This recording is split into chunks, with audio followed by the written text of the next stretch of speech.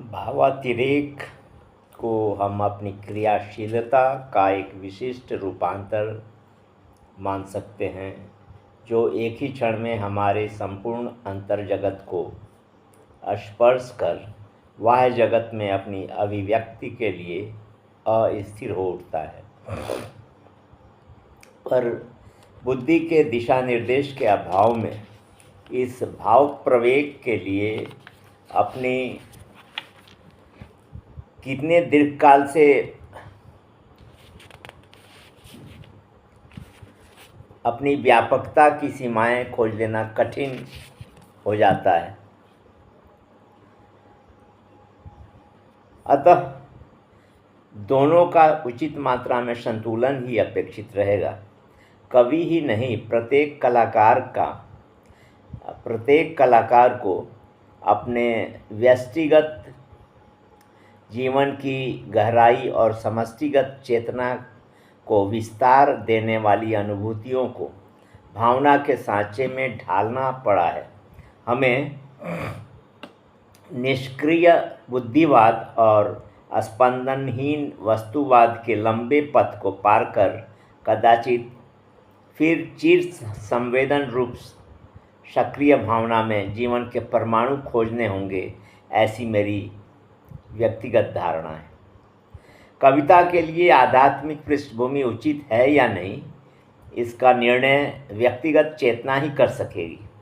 जो कुछ स्थूल, व्यक्त, प्रत्यक्ष एवं यथार्थ नहीं है, यदि केवल यही अध्यात्म से अभिप्रेत है, तो हमें वह सौंदर्यशील शक्ति, प्रेम आदि की सभी सूक्ष्म भावनाओं में फैला हुआ अनेक अव्यक्त सत्य संबंधी धारणाओं में अंकुरित इंद्रियानुभूत प्रत्यक्ष की अपूर्णता से उत्पन्न उसी की परोक्ष रूप भावना में छिपा हुआ और अपनी ऊर्ध्वगामी वृत्तियों से निर्मित विश्व बंधुता, मानव धर्म आदि के ऊंचे आदर्शों से अनुप्राणित मिलेगा। यदि परंपरागत धार्मिक रूढ़ियों को हम अध्यात्म की संज्ञा देते हैं, तो उस रूप में काव्य में उसका महत्व नहीं रहता। इस कथन में अध्यात्म को बलात् लोक संग्रही रूप देने का या उसकी एकांतिक अनुभूति अस्वीकार करने का कोई आग्रह नहीं है। अवश्य ही वह अपने एकांतिक रूप में भी सफल है, किंतु इस अरूप रूप की अभिव्यक्ति लौकिक रूपकों में ही तो संभव हो सकेगी। जायसी की परोक्षानुभूति चाहे जितनी एकांतिक रही हो, परंतु उनकी मिलन विरह की मधुर और मर्म स्पर्शिनी अभिव्यंजना क्या किसी लोकोत्तर लोक से रूपक लाई थी?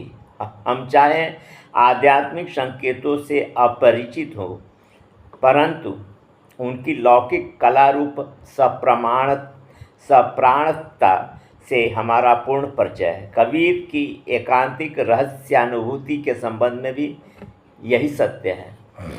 वास्तव में लोक के विविध रूपों की एकता पर स्थित अनुभूतियाँ लोक विरोधिनी नहीं होती, परंतु एकांतिक रूप के कारण अपनी व्यापकता के लिए वे व्यक्ति की कलात्मक संवेदनीयता पर अधिक आश्रित हैं। यदि हम अनुभूतियाँ हमारे ज्ञान क्षेत्र में कुछ दार्शनिक सिद्धांतों के रूप में परिवर्तित न हो जाएं, अध्यात्म की सूक्ष्म से स्थूल होती चलने वाली पृष्ठभूमि पर धारणाओं की रूढ़ी मात्र न बन जाएं, तो भाव पक्ष में प्रस्फुटित होकर